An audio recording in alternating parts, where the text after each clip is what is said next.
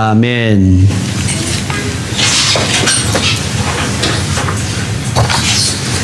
혹시 뒷손이 없다라는 표현을 아십니까? 좀 나이 드신 옛날 분들이 많이 쓰는 그런, 혹은 뭐 시골 사람들이 많이 쓰는 표현인데요.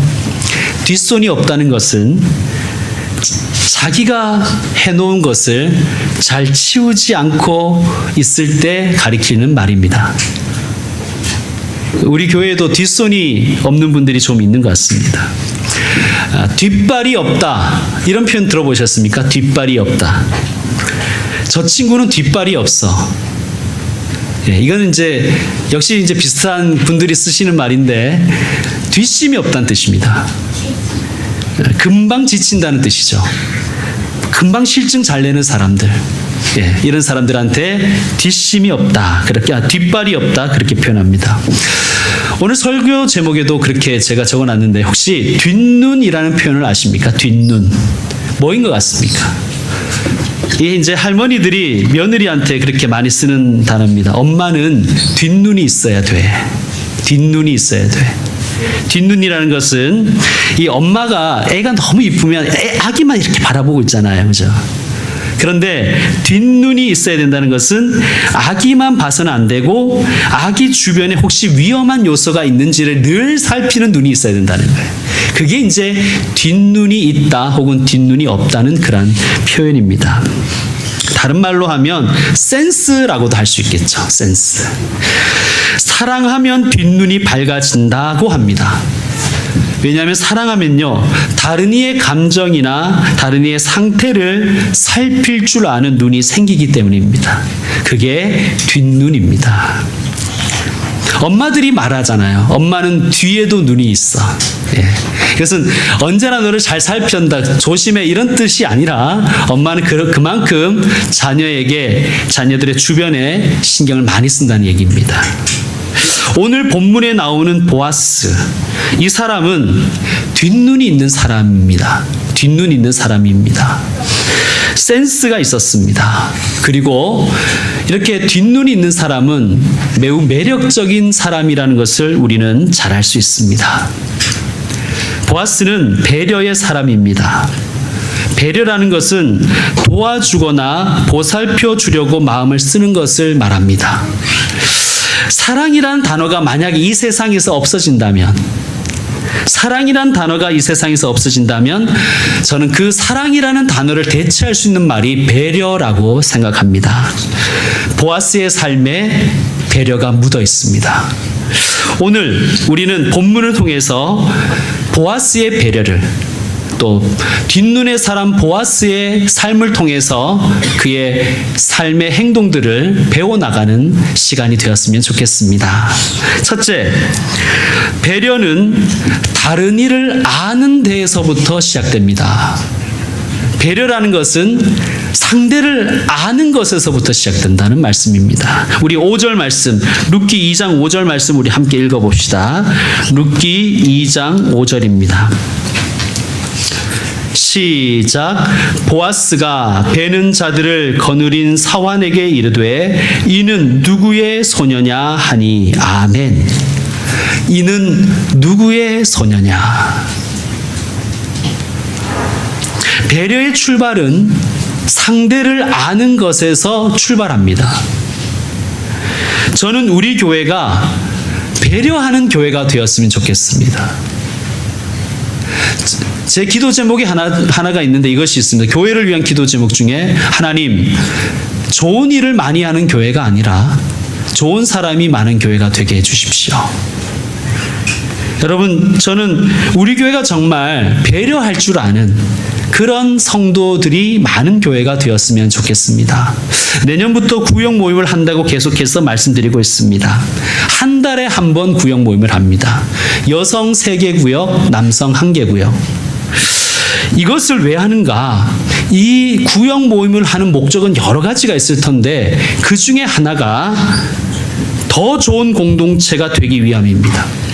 더 좋은 공동체가 뭘까요? 배려할 줄 아는 사람들이 있는 공동체가 더 좋은 공동체가 아니겠습니까? 배려는 상대를 아는 것에서부터 출발합니다. 우리 교회가 숫자가 별로 안 되는데도 아마 여러분 교인들 이름 잘 모르시잖아요. 그렇지 않습니까? 예.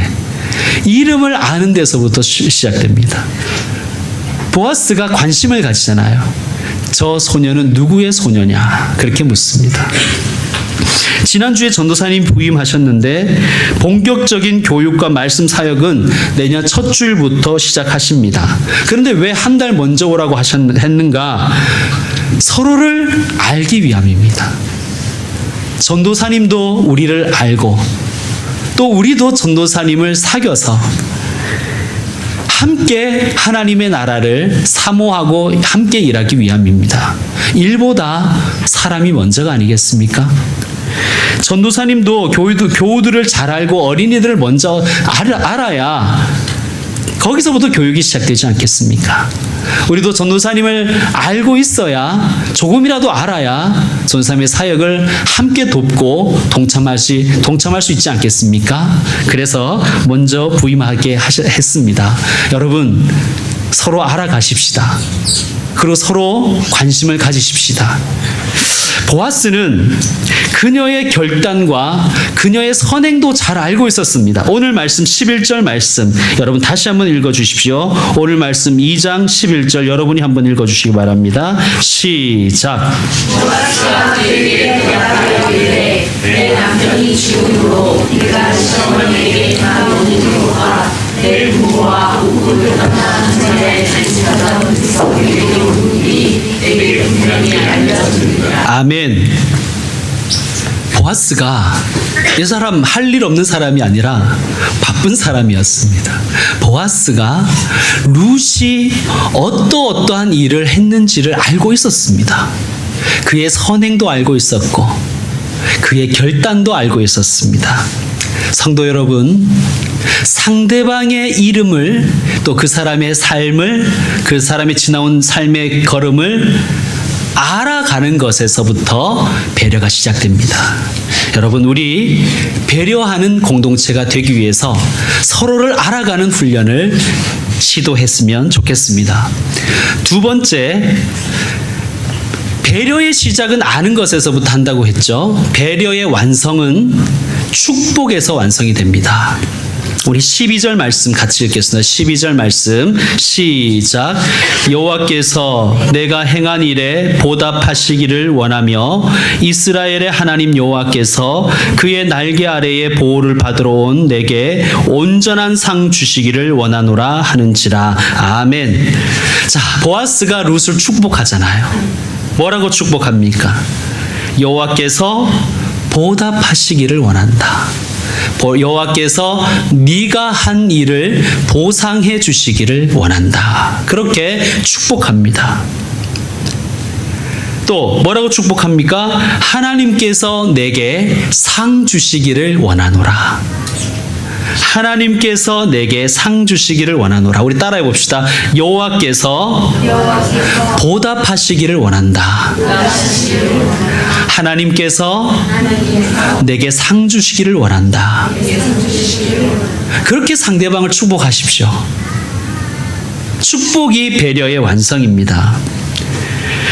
여러분 직접 축복하셔도 좋지만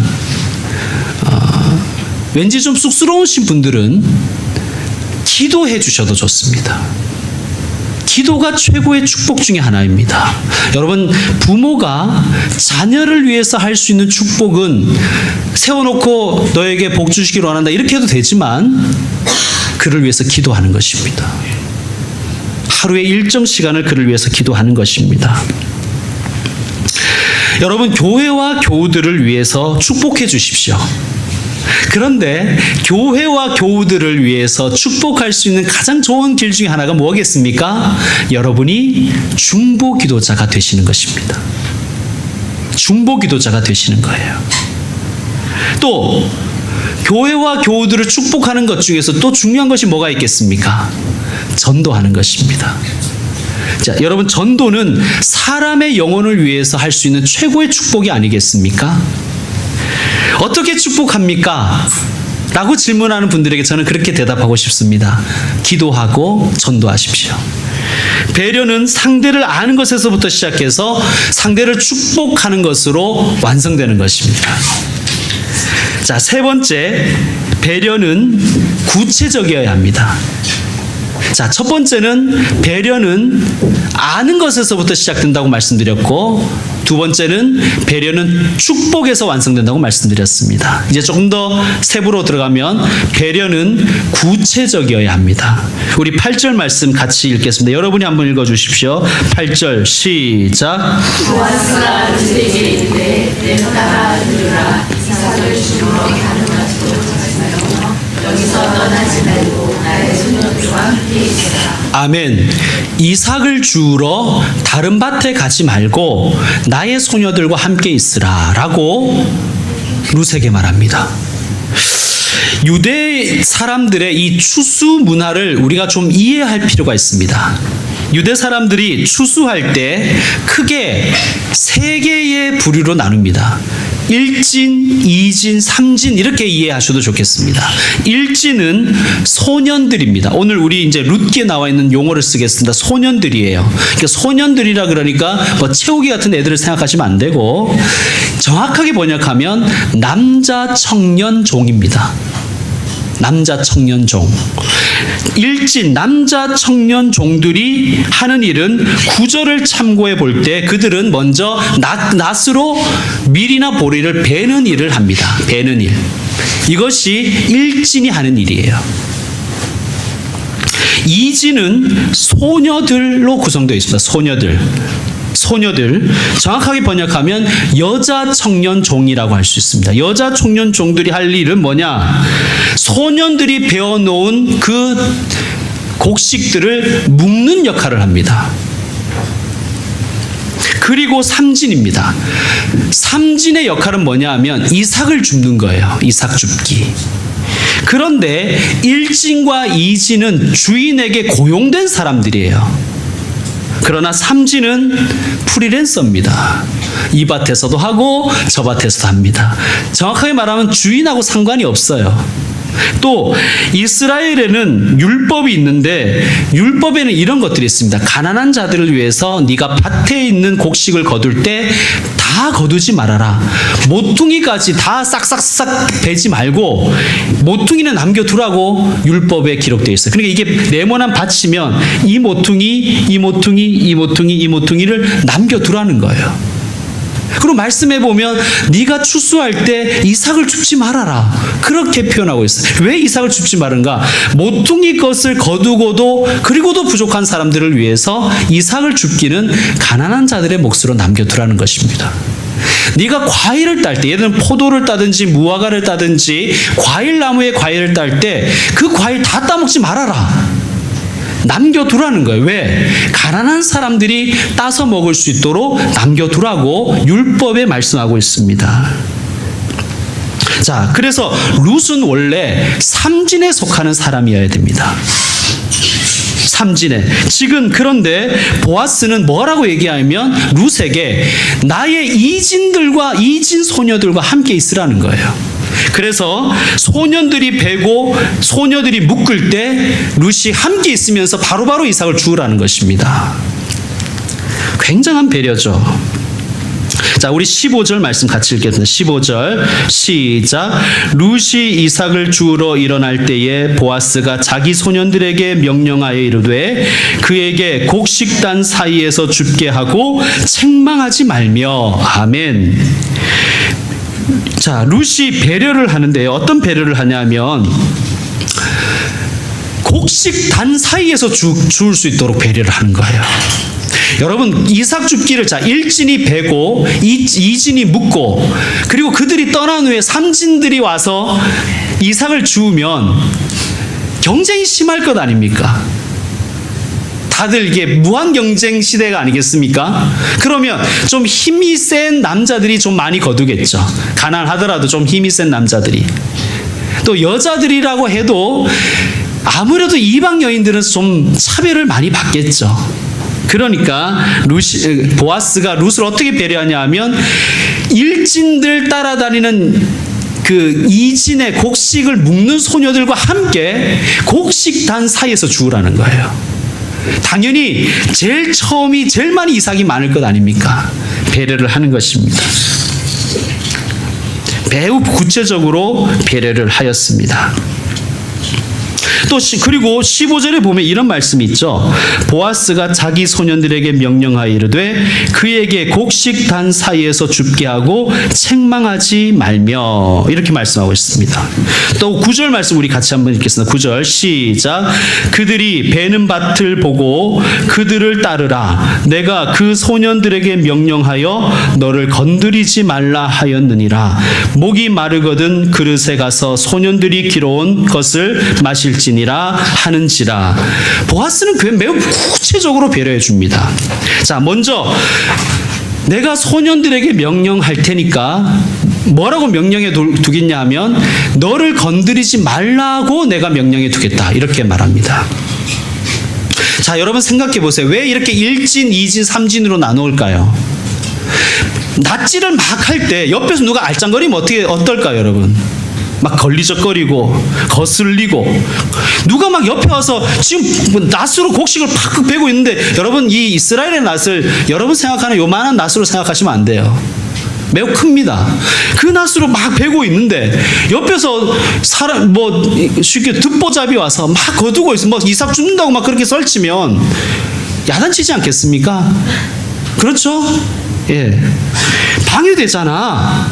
저쪽으로 가. 지금 이삭 주면 어떻게, 우리가 빨리빨리 베고 나가야 되는데 라고 룻을 나무랄 수가 있다는 거예요. 그래서 보아스가 자기 소년들에게 미리 명령해 둡니다. 그 소녀를 건드리지 말아라. 이 말은 뭐냐? 노 터치해라. 그가 그렇게 이삭을 주울 수 있도록 그를 내버려 두라. 그렇게 미리 지시해 둡니다. 그리고 또 뭐라 그러냐면요, 룻에게 뭐라 그러냐면 목마르거든 그릇에 가서 소년들이 길어온 것을 마시도록 해라. 여러분 혹시 농활 같은 거 해보셨습니까? 농사일이나 농활 같은 거 해보셨어요? 저는 이제 대학생 때 농활을 많이 갔었는데, 농사를 지어보면요 정말 땀이 많이 나고 물을 많이 먹게 됩니다. 물을 많이 먹어요. 그런데 만약에 룻이 이 물 때문에 집에 가서 먹고 오거나, 그렇죠? 혹은 우물까지 가서 먹고 오거나, 혹은 물통을 지고 일을 하고 있었다면 아마 그는 매우 불편했을 거예요. 일단은 물통을 지고 일을 하면 무겁기도 무겁겠지만 곡식을 많이 못 주울 것 아닙니까? 그죠? 사람이 질 수 있는 양이 한계가 있잖아요. 보아스가 아주 룻을 구체적으로 배려합니다. 내 소년들이 길어놓은 그릇에서 물을 마셔라. 구체적으로 배려합니다. 여러분 친절은요 구체적이어야 됩니다. 이렇게 대충 퉁치려고 하지 마세요. 대충 이렇게 얼버무려서. 이것과 관련은 크게는 없지만 가끔씩 기도할 때 이렇게 기도하시는 분들이 있더라고요. 하나님, 알고 지은 죄 모르고 지은 죄 다 용서해 주십시오. 이게 너무 퉁치는 거잖아요, 그죠? 여러분, 알고 지은 죄는 구체적으로 하나님께 아뢰야 돼요. 모르고 지은 죄까지 하나님이 나무라시겠어요? 몰라서 한 건데. 알고 지은 죄 모르고 지은 죄 용서해 주세요, 이렇게 기도하지 말고 알고 있는 죄는 다 하나님께 아뢰야 됩니다. 여러분 친절도 마찬가지인 것 같아요. 배려도 그냥 드세요 이게 아니라 구체적으로 보아스가 룻을 배려하잖아요. 여러분 우리 배려의 사람이 되십시다. 그리고 구체적으로 배려할 줄 아는 사람이 되셨으면 좋겠습니다. 자, 네 번째 존중하는 것이 배려입니다. 14절 말씀 여러분이 한번 읽어주십시오. 14절 말씀 시작. 식사할 때 보아스가 룻에게 이르되 이리 와서 떡을 먹으며 내 떡 조각을 찢으라. 룻이 곡식되는 자를 택하였으니 그가 모든 곡식을 주매 아멘. 자, 보아스가 뭐라 그러냐면 식사할 때가 되어서 룻에게 뭐라 그러죠? 이리 와서 떡을 드세요. 이렇게 배려해 줍니다. 여러분, 상대를 존중하고 배려하는 것에서 정말 중요한 게 뭐냐면요, 함께 밥 먹는 거예요. 여러분, 우리말 중에 맘먹는다라는 표현이 있잖아요. 야, 너 지금 나하고 맘먹으려 그래? 그죠? 5학년짜리가 4학년짜리한테 그렇게 막 나무라잖아요. 너 나하고 지금 맘먹는 군번이야? 뭐 이렇게 이제 이런 식으로 맘먹으러 그러. 이게 맘먹는다는 것은 함께 밥을 먹는다는 뜻이에요. 왜냐하면요, 우리나라는 예전에 겸상하는 문화가 없었거든요. 지금이야 한 식탁에 둘러 앉아서 식사를 하고 아버지가 숟가락도 들기 전에 지들이 먼저 먹고 뭐 그런 일들이 비일비재하지만, 우리는 좀 그랬으면 좋겠습니다. 아버지 밥 먹기 전에 먼저 좀 먹고 이런 거 안 했으면 좋겠습니다. 예, 가부장적이어서가 아니라 우리 문화는 원래 겸상하는 문화가 아니었어요. 그죠?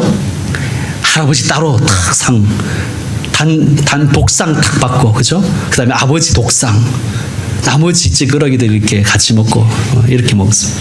그런데요, 이 성경적인 차원에서 보면 배려는 함께 식탁을 하는 거야. 함께 식탁.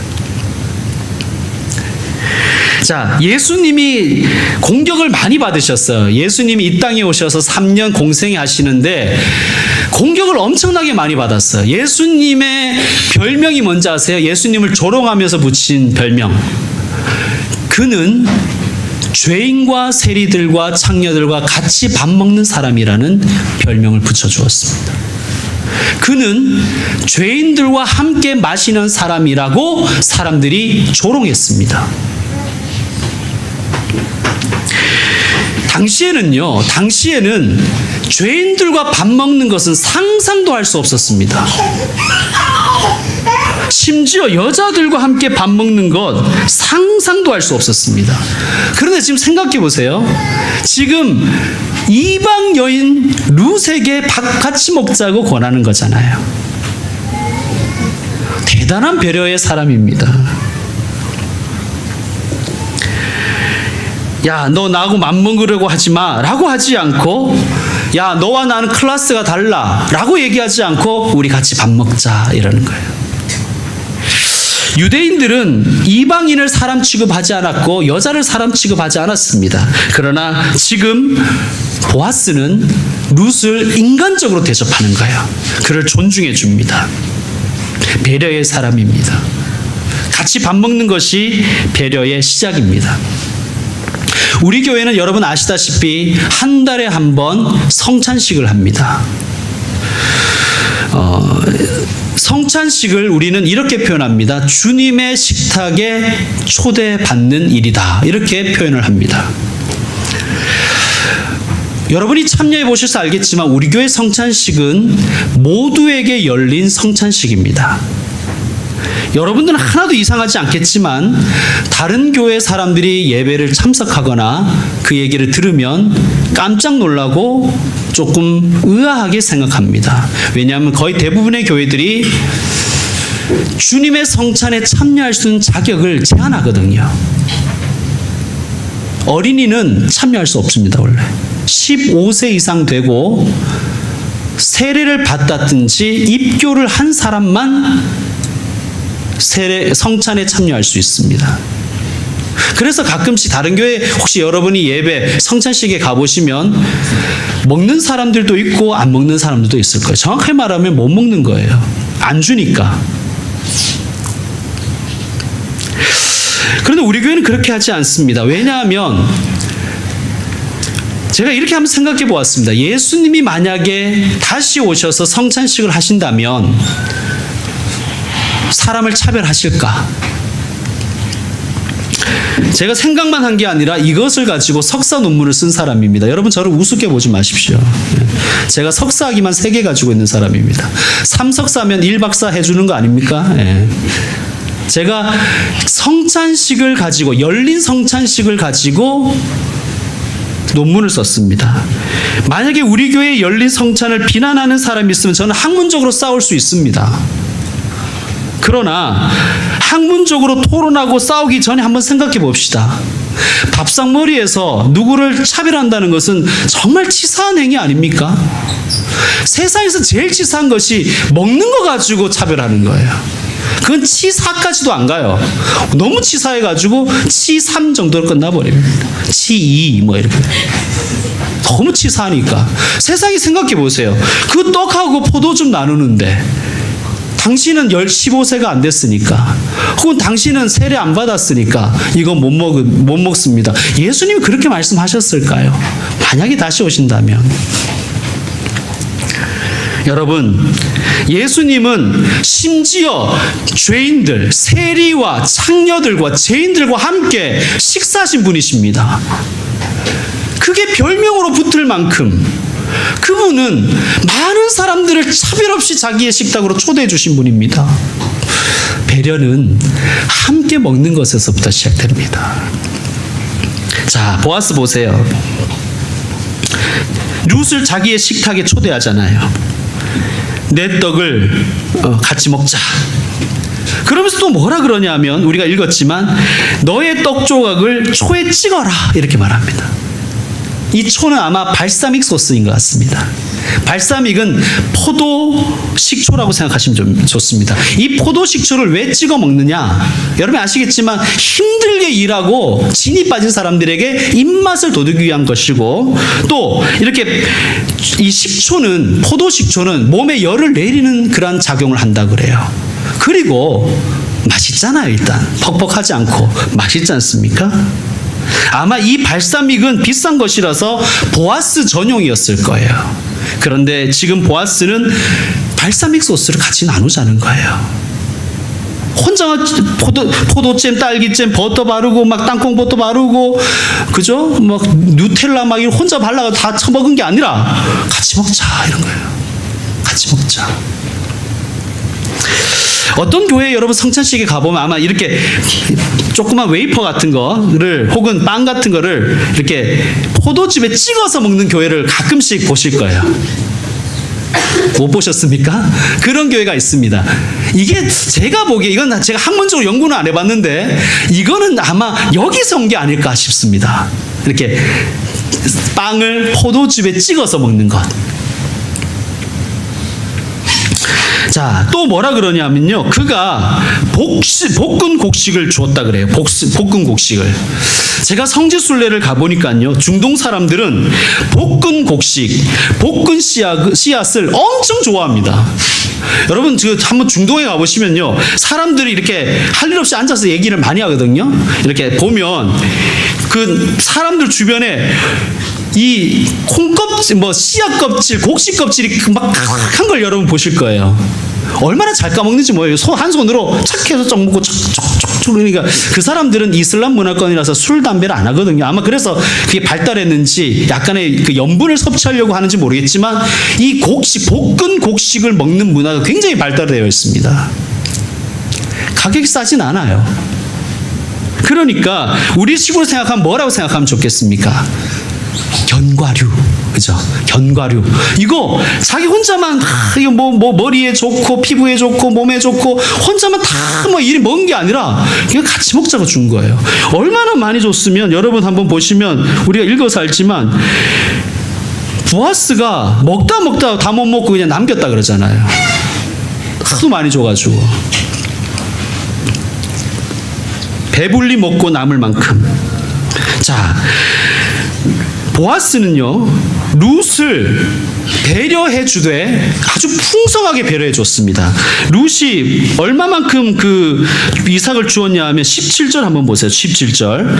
룻이 밭에서 저녁까지 줍고 그 준 것을 보니 보리가 한 에바쯤 되는지라. 한 에바는요 2말이에요. 2말. 2말 하면 여러분 감이 안 오시죠? 40kg. 그냥 이렇게 몇 개 줍고 그냥 생색 낸 게 아니라 풍성하게 배려한 거예요. 그리고 기간을 한번 보시죠. 23절 한번 보십시다. 23절 시작. 이에 룻이 보아스의 소녀들에게 가까이 있어서 보리 추수와 밀 추수를 마치기까지 이삭을 주우며 그의 시어머니와 함께 거주하니라. 아멘. 언제부터 언제까지요? 보리 추수와 밀 추수를 마치기까지. 보리 추수가 먼저 시작되고요, 약 2주 후에 밀 추수가 시작됩니다. 그래서 이스라엘의 추수 기간은 보리 추수에서부터 시작해서 밀 추수가 마칠 때까지 약 7주가 걸린대요. 7주가. 그러니까 안식일 빼고 보아스가 룻을 굉장히 많이 배려한 거예요. 풍성하게 배려했습니다. 여러분, 배려할 거면 화끈하게 배려합시다. 그리고 조금 배려하고 생색내지 말고, 여러분, 우리가 배려할 거면 충분하게 배려했으면 좋겠습니다.